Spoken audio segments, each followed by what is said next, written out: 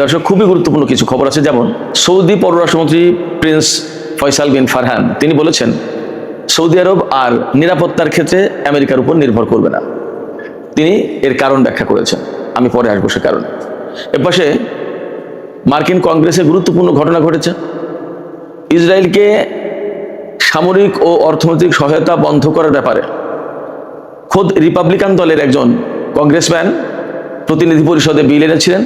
সেই বিলের পক্ষে, অর্থাৎ ইসরায়েলকে সহযোগিতা বন্ধ করার ব্যাপারে ডেমোক্র্যাট দলের 104 জন ভোট দিয়েছেন। অর্থাৎ ডেমোক্র্যাট দলের প্রায় অর্ধেক কংগ্রেসম্যান এই বিলের পক্ষে ভোট দিয়েছে, অর্থাৎ ইসরায়েলকে সহযোগিতা বন্ধের পক্ষে ভোট দিয়েছে। আমেরিকার রাজনীতিতে এটি বিরাট বড় পরিবর্তন। এপাশে মার্কিন প্রেসিডেন্ট ডোনাল্ড ট্রাম্প বলেছেন যে ইরানের সেতু এবং বিদ্যুৎ অবকাঠামোতে হামলা করে সব ধ্বংস করে দেবে। এর জবাবে ইরানের সামরিক বাহিনী বলেছে আমেরিকা যদি এই ধরনের হামলা চালায় তাহলে মধ্যপ্রাচ্যে ইরানের কোনো সামরিক ঘাঁটির আর বিন্দু বিসর্গ অস্তিত্ব থাকবে না। এমনভাবে ধ্বংস করা হবে যেন মনে হবে যে কখনো মধ্যপ্রাচ্যে আমেরিকার কোনো ঘাঁটি ছিল না। প্রশ্ন আসছে ইরান কি দিয়ে এই কাজ করবে? এরই একটা জবাব আমি কিছুক্ষণ আগে পেলাম। ইরান নাকি বিশাল সাইজের ক্লাস্টার বোমা ব্যবহার করতে যাচ্ছে, যা ব্যবহার করলে একটা বোমা বিশাল বিরাট এরিয়া একদম কমপ্লিটলি ধ্বংস করে দিতে সক্ষম। একটা বোমার ভিতরে অন্তত 500 থেকে 600 ছোট বোমা থাকে। ইরান তাই ব্যবহার করতে যাচ্ছে এবং ইরানের যুদ্ধের নীতিতেও পরিবর্তন আসতে যাচ্ছে। সুপ্রিয় দর্শক, এখনকার ভিডিওতে আমি এই সব বিষয় নিয়ে আলোচনা করব। এর সাথে আর একটা বিষয় থাকবে। মার্কিন ভাইস প্রেসিডেন্ট জেডি ভ্যান্স বলেছেন ইসরায়েলের কিছু লোক আমেরিকার ভিতরে এই প্রচারণা চালিয়েছিল যেন আমেরিকা ইরানের সাথে চুক্তি না করে, যুদ্ধ চালিয়ে যায়। জেডি ভ্যান্সের এই বক্তব্য কিন্তু খুবই গুরুত্বপূর্ণ মার্কিন এবং ইসরায়েল সম্পর্কের ব্যাপারে, বিশেষ করে যখন রিপাবলিকান দল ক্ষমতায়, যারা ইহুদিদের পক্ষে বিশেষভাবে দরদি বলে মনে করা হয়, তাদের পক্ষ থেকে এই বক্তব্য এটা অত্যন্ত গুরুত্বপূর্ণ। কেন গুরুত্বপূর্ণ আমি আশা করি শেষ দিকে বিশ্লেষণ করব। তো দর্শক, চলুন আমরা বিস্তারিত আলোচনায় চলে যাই। আশা করি এই আলোচনা ভালো লাগবে। আর যদি ভালো লাগে তাহলে আপনারা সবাই লাইক, কমেন্ট, শেয়ার করবেন। যারা নতুন ভিডিও দেখছেন কিন্তু চ্যানেলটি সাবস্ক্রাইব করেননি, তারা সাবস্ক্রাইব করতে পারেন এবং চ্যানেলটির অগ্রগতি উন্নয়নে আপনারা সবাই যার যার জায়গা থেকে বিশেষ ভূমিকা পালন করতে পারেন। দর্শক, চলুন এবার আমরা বিস্তারিত আলোচনায় চলে যাই। সর্বপ্রথম যে বক্তব্য আমি দিয়েছি, আলোচনা টেনেছি, সেটি হচ্ছে যে সৌদি পররাষ্ট্রমন্ত্রী প্রিন্স ফয়সাল বিন ফারহান তিনি একটা বক্তব্য দিয়েছেন, যে বক্তব্য একেবারে বিশ্ব রাজনীতিতে ঝড় বয়ে গেছে। তিনি নাকি বলেছেন যে সৌদি আরব নিরাপত্তার জন্য আর আমেরিকার উপরে নির্ভর করবে না। কারণ তিনি এই ব্যাখ্যা করেছেন, কারণ যে আমেরিকা নিজেদের ঘাঁটি রক্ষা করতে পারছে না, সেই আমেরিকা সৌদি আরবের নিরাপত্তা কিভাবে দেবে? আমি শুরুতে একটা কথা বলেছি, নাকি বলছি এই কারণে, আমি যে জায়গা থেকে প্রিন্স ফয়সাল বিন ফারহানের বক্তব্য শুনলাম সেটা ছিল আরবিতে। আমি আরবিটা যেহেতু বুঝি না আরবি অর্থ, সেই কারণে আমি একদম সরাসরি বলতে পারছি না যে এটা তিনি বলেছেন। বাট সেই বক্তব্যের ইংরেজি অনুবাদ ছিল এটা, যার কারণে নাকি বলেছি। আবার আমি সেই আরবিটুকু যে কোনোভাবে অনুবাদ করে কোনোভাবে আমি শুনবো সেই সময় বা সেই সুযোগ আমি পাইনি। তবু ইংরেজি অনুবাদের উপর ভিত্তি করে আমি বলছি সৌদি পররাষ্ট্রমন্ত্রী প্রিন্স ফয়সাল বিন ফারহান এই কথা বলেছেন। এবং তিনি কেন এটা বলছেন তার তো কারণ ব্যাখ্যা করেছেন যে আমেরিকা যেহেতু নিজেদের ঘাঁটি রক্ষা করতে পারছে না, সেক্ষেত্রে তারা সৌদি আরবের নিরাপত্তা কি দেবে? অতএব তাদের উপর নিরাপত্তার ব্যাপারে আর রিলাই করার কোনো প্রশ্ন নেই। তাহলে সৌদি আরব কার উপর ভরসা করবে? এই প্রশ্ন যেমন আসছে, তেমনি একথাও অবধারিতভাবে বলতে হবে যে তাহলে ইরানের সাথে আমেরিকার যে যুদ্ধ, এবং তার সাথে তো ইসরায়েল জড়িত ছিল, এই যে বিরাট বিশাল যুদ্ধ, এই যুদ্ধে আরব রাষ্ট্রগুলো কি বুঝে গেছে যে আমেরিকা এখানে পরাজিত হতে চলেছে? এবং ইরান কি আসলে মধ্যপ্রাচ্যের তথা সারা বিশ্বের রাজনীতি, সামরিক নীতি এবং কৌশলগত যে সমীকরণ ছিল সেগুলো পরিবর্তন করে দিল? এই প্রশ্ন আমি আপনাদের কাছেই রাখলাম, আপনারা জবাব দিতে পারেন কমেন্টের মাধ্যমে। আর আমি একটু বলি যে অবশ্যই পরিবর্তন করে দিয়েছে বলে আমি মনে করি। কারণ সৌদি আরবের মতো দেশ, যারা যুগের পর যুগ আমেরিকার এই নিরাপত্তার উপর ভরসা করেছে, আমেরিকার সিকিউরিটি আমব্রেলার আন্ডারে ছিল, সেই সৌদি আরব যখন এই কথা বলছে তখন এতে কোনো সন্দেহ নেই যে আমেরিকা এখানে পরাজিত হতে যাচ্ছে এবং এই যুদ্ধের ভেতর দিয়ে বিশ্বের চালচিত্র বদলে গেছে।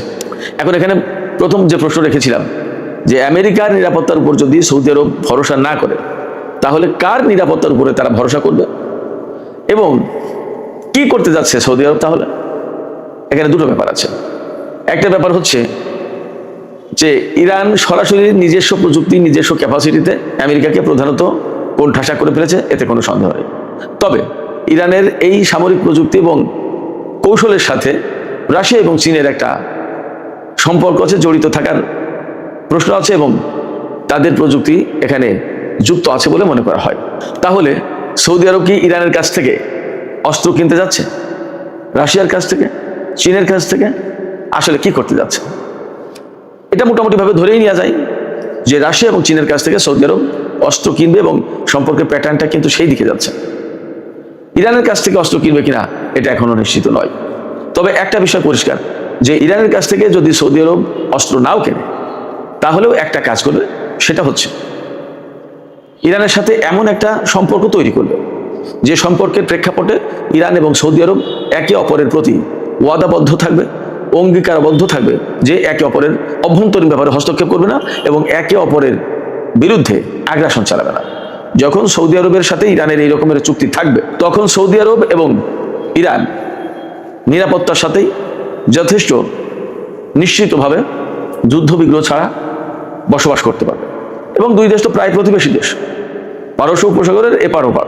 সেক্ষেত্রে আমার মনে হয় যে সৌদি আরব এবং ইরানের ভেতরকার সম্পর্কে বিরাট পরিবর্তন আসতে যাচ্ছে এবং এই পরিবর্তন বেসিক্যালি আমেরিকা এবং ইসরায়েল যে ইরানের উপরে হামলা চালিয়েছিল আর ইরান শক্তভাবে রুখে দাঁড়িয়েছে, এর প্রেক্ষাপটে এই পরিস্থিতি তৈরি হতে যাচ্ছে। এছাড়া আমরা আগেই যে সমস্ত আলোচনা করেছি তাও ঘটতে পারে। সেটা হচ্ছে পাকিস্তান, ইরান, তুরস্ক, সৌদি আরব, কাতার, এই সমস্ত দেশ সবাই মিলে একটা নিরাপত্তা বলয় গড়ে তুলতে পারে।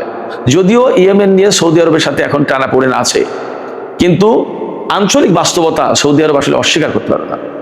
ইয়েমেন নিয়ে যে টানাপোড়েন তৈরি হয়েছে এবং আমেরিকার সাথে ইরানের বর্তমান যে অবস্থা চলছে তাতে মধ্যপ্রাচ্য কেন সারা বিশ্বের অর্থনীতি কলাপস করবে। ইরান নাকি ইয়েমেনের হুতিদেরকে সিগন্যাল দিয়েছে এবং ইয়েমেনের হুতিরা ঘোষণাও দিয়েছে। দুটো ব্যাপার, একটা হচ্ছে সৌদি আরব যদি ইয়েমেনের সাথে বড় রকমের যুদ্ধে চলে যায় তাহলে ইয়েমেন বাব আল মানদেব প্রণালী বন্ধ করে দিতে পারে, এটা একটা ব্যাপার। আরেকটা ব্যাপার হচ্ছে ইরান নাকি হুতিদেরকে সিগন্যাল দিয়েছে যে আমেরিকা যদি ইরানের বিদ্যুৎ এবং সেতু অবকাঠামোর উপরে হামলা চালায়, অর্থাৎ এই যে বেসামরিক অবকাঠামো এগুলোর উপর যদি হামলা চালায় তাহলে হুতিদেরকে নাকি ইরান বলেছে সাথে সাথেই বাব আল মানদেব যেন বন্ধ করে দেয়। বাব আল মানদেব প্রণালী বন্ধ করলে আর হরমুজ প্রণালী তো বন্ধ করতে পারবেই বা করেছে। ইরানের অনুমতি ছাড়া সেখান থেকে জাহাজ যাওয়ার কোনো পরিস্থিতি নেই। কোনো জাহাজ কোম্পানিকে নিরাপত্তা দিতে চেয়েছিল আমেরিকা, তারা প্রত্যাখ্যান করেছে, বলেছে যে তোমরা যে নিরাপত্তা দিচ্ছ জাহাজ পার হতে যাচ্ছে আর ইরান হামলা চালাচ্ছে, দু একটা জাহাজ ডুবেও গেছে, অতএব তোমাদের নিরাপত্তার উপর ভরসা করি না। ফলে হরমুজ প্রণালীতে শেষ কথা ইরানি বলবে যা পরিস্থিতি আমরা দেখতে পাচ্ছি। তাতে হরমুজ প্রণালী এবং বাব আল মানদেব প্রণালী যখন বন্ধ হয়ে যাবে তখন বিশ্বের অর্থনীতি কোথায় থাকবে? বাব আল মানদেব প্রণালী বন্ধ করলে সংকটটা কিভাবে তৈরি হবে?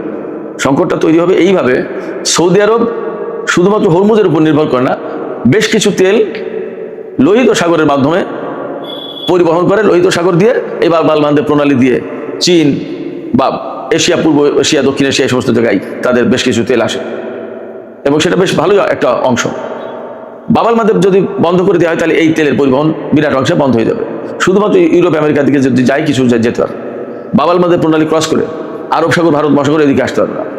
তাহলে বাব আল মানদেব প্রণালী বন্ধ করার বিরাট গুরুত্ব আছে। শুধু তাই না, বাব আল মানদেব প্রণালী বন্ধ করে বাব আল মানদেব প্রণালী যে চৌকি দেবে ইয়েমেনের যোদ্ধারা বা সামরিক বাহিনী তা তো না, লোহিত সাগরে জাহাজ চলাচল ভীষণভাবে অনিরাপদ হয়ে পড়বে তখন। ফলে ইয়েমেন, ইরান, লোহিত সাগর, হরমুজ প্রণালী, সৌদি আরব, আমেরিকার যুদ্ধ বিরাট নতুন এক বাস্তবতা তৈরি করেছে, নতুন এক সমীকরণ তৈরি করেছে এবং মধ্যপ্রাচ্য এবং সারা বিশ্বের যে ভূরাজনীতি, কৌশলগত অবস্থান, অর্থনীতি এবং সামরিক নীতি, এ সমস্ত অনেক কিছু পরিবর্তন হতে যাচ্ছে। এবং সৌদি আরব যদি আমেরিকার নিরাপত্তা বলয় থেকে বেরিয়ে এসে ইরানের সাথে চুক্তি করে এবং রাশিয়া আর চীনের সাথে যদি অস্ত্র ব্যবসায় চলে যায়, অর্থাৎ তাদের কাছ থেকে যদি অস্ত্র কেনে, তাহলে পরিস্থিতি ভীষণভাবে পাল্টে যাবে। সুপ্রিয় দর্শক, এবার আমরা ইরান আমেরিকার হুমকি, পাল্টা হুমকি নিয়ে একটু কথা বলি। মার্কিন প্রেসিডেন্ট ডোনাল্ড ট্রাম্প বলেছেন আগামী এক সপ্তাহের ভেতরে যদি ইরান চুক্তি না করে, আমেরিকার কথা মতো যদি চুক্তি না করে, তাহলে ইরানের সেতু এবং বিদ্যুৎ অবকাঠামো অর্থাৎ বেসামরিক অবকাঠামো ধ্বংস করে দেবে। ইরান এখানে বলেছে আমেরিকা যদি এই রকমের হামলা চালায় তাহলে ইরান যা করবে তা হচ্ছে মধ্যপ্রাচ্যে মার্কিন ঘাঁটিগুলোতে এমনভাবে হামলা চালাবে যে হামলার কারণে আমেরিকার ঘাঁটির আর যে সামান্য অস্তিত্ব এখন আছে এর কিছু থাকবে না। ইরানের সামরিক বাহিনীর পক্ষ থেকে এইভাবে বলা হয়েছে যে মার্কিন সামরিক ঘাঁটিগুলোতে বা মার্কিন সামরিক অবস্থানে এমনভাবে হামলা করা হবে যে মনে হবে যেন এখানে কখনো কোনোদিন আমেরিকার কোনো নাম নিশানা কোনো ঘাঁটি কিছু ছিল না, অর্থাৎ টোটালি অস্তিত্ব মুছে দেওয়া হবে। এই জায়গায় অনেকে সন্দেহ করছিলেন বা আমিও মনে করছিলাম যে ইরান আসলে কি দিয়ে কি করবে। ইরানের হাতে ব্যালিস্টিক ক্ষেপণাস্ত্র আছে, হাইপারসনিক ক্ষেপণাস্ত্র আছে, ড্রোন আছে, এবং এরই মধ্যে গত দীর্ঘ যুদ্ধে আমেরিকার ঘাঁটি অনেকগুলো কিন্তু প্রায় ধ্বংসস্তূপে পরিণত হয়েছে, অনেকগুলো একদম ক্ষতিগ্রস্ত হয়েছে, ব্যাপকভাবে ধ্বংস হয়ে গেছে। যে যা যেটুকু আছে সেগুলোকে ধ্বংস করার জন্য এই যে অস্ত্রগুলোর কথা বললাম, ব্যালিস্টিক ক্ষেপণাস্ত্র, হাইপারসনিক ক্ষেপণাস্ত্র, ড্রোন বা ইরানের বিমান, এর পাশাপাশি নতুন করে যুক্ত হতে যাচ্ছে বিশাল বড় আকারের ক্লাস্টার বোমা। এই বোমা ইরান পরীক্ষা করতে যাচ্ছে অথবা ব্যবহার করতে যাচ্ছে, খবরটা এরকম বলা হচ্ছে পরীক্ষা করতে যাচ্ছে। তা পরীক্ষা মানে এই ব্যবহার করতে যাচ্ছে। এক একটা ক্লাস্টার বোমাই কতগুলো ছোট ছোট বোমা থাকতে পারে, 20-50টা থেকে শুরু করে 500-600 পর্যন্ত। ইরানের যে ক্লাস্টার বোমা ব্যবহার করতে যাচ্ছে তাতে সম্ভবত এইরকম 400-500-600 বোমা থাকবে, এইরকমই মোটামুটি একটা ধারণা আমি পেলাম। এখন এক একটা ক্লাস্টার বোমা যদি এইরকম একটা বোমা মারা হয় তাহলে বিশাল এরিয়া একেবারে কমপ্লিটলি ধ্বংস হয়ে যেতে পারে। আপনি চিন্তা করেন একটা বোমা থেকে 600 বোমা বের হবে। এক একটা বোমার ওজন যদি 20 কেজি করেও হয় তাহলেও 600 বোমার ওজন কত, আমি কথার কথা বললাম, 20 কেজির বেশি হবে এক একটা বোমার ওজন। এখানে আরেকটা তথ্য দিয়ে রাখি, এই ক্লাস্টার বোমা কিন্তু আন্তর্জাতিক আইনে নিষিদ্ধ, কিন্তু সেই আইনে সই করেনি আমেরিকা, ইসরায়েল এবং ইরান। ইরানও সই করেনি। ইরানের বক্তব্য আমেরিকা এবং ইসরায়েল সই না করলে তারাও করবে না, অর্থাৎ আমেরিকা এবং ইসরায়েল ক্লাস্টার বোমা ব্যবহার করবে, ওই আইনে সই করলে তো আইনের বাধ্যবাধকতা চলে আসবে, সেই জন্য ওই আইনে সই করেনি, ওই চুক্তিতে সই করেনি আমেরিকা এবং ইসরায়েল। ইরানের বক্তব্য যদি আমেরিকা এবং ইসরায়েল এই ধরনের বোমা ব্যবহার করবে আর আমরা পুরো মার খাবো, আমরাও করবো না, ওরা যতক্ষণ পর্যন্ত না করবে। ফলে আমেরিকা এবং ইসরায়েল এই সমস্ত ক্লাস্টার বোমা ব্যবহার করেছে এর আগে, বা যদি করে ইরানও করতে পারবে, আইনে ইরান ধরা খাবে না। ফলে যুদ্ধ অন্য রকমের গতি পেতে যাচ্ছে, যুদ্ধ অন্য রকমের মোড় নেবে বলে মনে করা হচ্ছে, এবং ইরান যদি ক্লাস্টার বোমা ব্যবহার করে তাহলে সত্যি সত্যি যুদ্ধের পরিস্থিতি পাল্টে যাওয়ার সম্ভাবনা রয়েছে। এই জায়গায় এই ক্লাস্টার বোমা ব্যবহার করলে আরও যা ঘটবে সেটা হচ্ছে, এতদিন মোটামুটি আমরা ইরানের যুদ্ধের একটা নীতি দেখে এসেছি। ইরান কিন্তু যুদ্ধে মানুষ মারার দিকে নজর দেয়নি বেশি। ইরান নজর দিয়েছে যে বিষয়ে, সেটা হচ্ছে আমেরিকার সামরিক ঘাঁটি স্থাপনা এগুলো ধ্বংস করার দিকে, আমেরিকার সামরিক সরঞ্জাম, অস্ত্র, বিমান এই সমস্ত ধ্বংস করার দিকে, আমেরিকার রাডার, আর্লি ওয়ার্নিং সিস্টেম, তারপরে ইলেকট্রনিক ওয়ারফেয়ার সিস্টেম, এরকম বিভিন্ন সিস্টেম ধ্বংস করার দিকে। কিন্তু ক্লাস্টার বোমা যদি ব্যবহার করে তাহলে এমনিই তো মার্কিন ঘাঁটি অনেকগুলো ধ্বংস হয়ে গেছে, সেক্ষেত্রে সেনাদেরকে অনেকটা অনিরাপত্তার ভেতর দিয়েই থাকতে হচ্ছে। এরপরে যদি ক্লাস্টার বোমা ব্যবহার করে তাহলে বিপুল সংখ্যক মার্কিন সেনা এবং অন্যান্য লোকজন মারা যাওয়ার সম্ভাবনা থাকবে, আশঙ্কা থাকবে। এই জায়গা থেকেও বলা যায় যে যুদ্ধের নতুন মোড় নিতে যাচ্ছে, যুদ্ধের আমরা নতুন মোড় দেখতে যাচ্ছি। সুপ্রিয় দর্শক, এবার আমরা একটু আমেরিকা ইসরায়েল সম্পর্কে কথা বলি। আমেরিকা এবং ইসরায়েল সম্পর্কে যে সমস্ত ঘটনা ঘটেছে তার ভিতরে খুবই গুরুত্বপূর্ণ একটা ঘটনা হচ্ছে, আমেরিকার কংগ্রেসের প্রতিনিধি পরিষদে ক্ষমতাসীন অর্থাৎ ডোনাল্ড ট্রাম্পের যে দল, রিপাবলিকান দল, এই দলের একজন প্রতিনিধি পরিষদ সদস্য, কংগ্রেসম্যান মেসি থমাস, তিনি একটা বিল এনেছেন। তিনি বিল এনেছেন যে ইসরায়েলকে এইভাবে বিনা বাক্য ব্যয়ে এত বিপুল অজ্ঞের সামরিক এবং অর্থনৈতিক সহযোগিতা দেওয়া যাবে না, দরকার নেই, বন্ধ করে দিতে হবে। এটা মার্কিন ইতিহাসে বিরাট ব্যাপার। যদিও বিলটা পাশ হতে পারেনি, কিন্তু আমেরিকার ইতিহাসে এটা বিরাট ব্যাপার যে আমেরিকার কংগ্রেসে ইসরায়েলকে সাহায্য সহযোগিতা বন্ধ করার ব্যাপারে আলোচনা হচ্ছে এবং ভোটাভুটি হচ্ছে, ইতিহাস বদলে গেল তো। এবং তাও কোন দলের কংগ্রেসম্যান এই বিল এনেছেন? যে দল ক্ষমতাসীন, রিপাবলিকান দল, ডোনাল্ড ট্রাম্পের দল। এবং এই রিপাবলিকান দল বলা হয় যে ইসরায়েলের প্রতি বেশি নমনীয়, বেশি সফট, ইসরায়েলের প্রতি তাদের দরদ ভালোবাসা বেশি। সেই দলের পক্ষ থেকে আজকে এই বিল আনা হলো, এটা ইতিহাস বদলে যাওয়ার মতো ঘটনা। সেই বিল যদিও পাশ হয়নি, কিন্তু ভোটাভুটিতে দেখা গেছে ডেমোক্র্যাট দলের 104 জন সদস্য এই বিলের পক্ষে ভোট দিয়েছে, অর্থাৎ ইসরায়েলকে সাহায্য সহযোগিতা বন্ধ করতে হবে এই বিলের পক্ষে ভোট দিয়েছে, এই কথার পক্ষে ভোট দিয়েছে 104 জন ডেমোক্র্যাট সদস্য। মার্কিন প্রতিনিধি পরিষদে 212 জন ডেমোক্র্যাট সদস্য আছে, তার ভিতরে 104 জন, প্রায় অর্ধেক, ইসরায়েলকে সাহায্য সহযোগিতা না দেওয়ার পক্ষে। আর রিপাবলিকান দলের সবাই চোখ বন্ধ করে বিলের বিরুদ্ধে ভোট দিয়েছে। যদিও রিপাবলিকান দলের সদস্য এই বিল এনেছিলেন, কিন্তু তিনি শুধুমাত্র এই বিলের পক্ষে ভোট দিয়েছেন, আর রিপাবলিকান দলের কেউ বিলের পক্ষে ভোট দেননি। তার মানে বিলটা আলটিমেটলি পাস হয়নি। আর 10 জন সদস্য ভোট দানে বিরত ছিল, তারা হ্যাঁও বলেনি নাও বলেনি। আর 7 জন প্রতিনিধি পরিষদ সদস্য ভোটাভুটির সময় অনুপস্থিত ছিলেন। তো যাই হোক, যে ঘটনা ঘটলো এটা কিন্তু আমেরিকার রাজনীতিতে বড় পরিবর্তনের ইঙ্গিত দিচ্ছে। যেখানে ডেমোক্র্যাট এবং রিপাবলিকান সব দল সবসময় ইসরায়েলের পক্ষে ছিল এবং ইসরায়েলকে সাহায্য সহযোগিতা দেওয়ার পক্ষে ছিল, সেইখানে ডেমোক্র্যাট দলের অর্ধেক সদস্য যদি এই ইসরায়েলকে সাহায্য সহযোগিতা দেওয়ার বিরোধিতা করে, তার মানে আমেরিকায় এবং ভবিষ্যৎ রাজনীতিতে অনেক বড় পরিবর্তন আসতে যাচ্ছে বলে মনে করা হচ্ছে। এই পরিবর্তনটা প্রধানত দুটো জায়গা থেকে ঘটেছে। একটা হচ্ছে গাজা যুদ্ধে ইসরায়েল যেভাবে মানুষ হত্যা করেছে, এই জায়গায় ডেমোক্র্যাটরা বিষয়টাকে পছন্দ করেন, এটা গেল এক।